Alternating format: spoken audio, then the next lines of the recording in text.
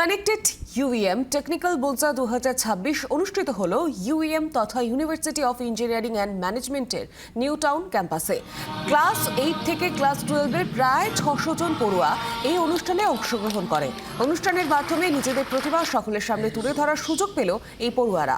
প্রতিযোগিতামূলক এই ইভেন্টে অংশগ্রহণ এবং সেরা পারফরমেন্স সহ স্কুলগুলোর জন্য চ্যাম্পিয়ন্স এবং রানার্স আপ ট্রফি সহ একাধিক পুরস্কার জেতার সুযোগ রয়েছে। অনুষ্ঠান উদ্বোধনে অভিনেতা সব্যসাচী চক্রবর্তী।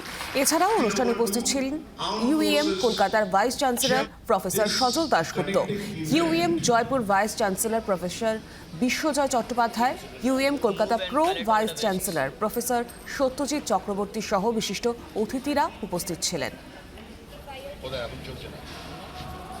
আমার বিশ্বাস যে যেটা ইউইএম করছে সেটা is definitely to encourage the students to go forward, যেটাই বারবার এখানে সবাই দাঁড়িয়ে বলেছে যে you'll have to go forward. It does not matter whether you win or lose, but you'll have to work hard, that's all. সেই মোটিভেশনটা তৈরি করে দেওয়া।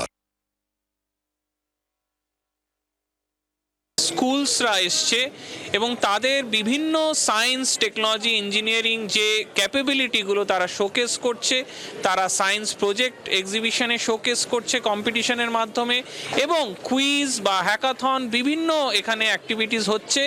তার মাধ্যমে তারা এই যে কম্পিটিটিভ স্পিরিটটা আনছে, এই যে প্ল্যাটফর্মটা ইউএম দিচ্ছে ছাত্রছাত্রীদের, এই প্ল্যাটফর্মটা তাদের অনেক ইন্সপায়ার করবে।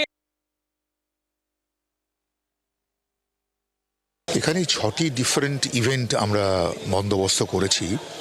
মূলত কিছুটা আছে যেটা ম্যাথমেটিক্সের উপরে, কিছু কিছু আছে যেটা বায়োলজিক্যাল সায়েন্সের উপরে, কিছু কিছু আছে ফিজিক্সের উপরে। মূল উদ্দেশ্যটা হচ্ছে যে এই যে বিভিন্ন রকমের প্রতিযোগিতা, তার ভিতর থেকে আমরা মেধার অন্বেষণ করি। বাংলার আওয়াজ, বাঙালির আবেগ, জি 24 ঘন্টা।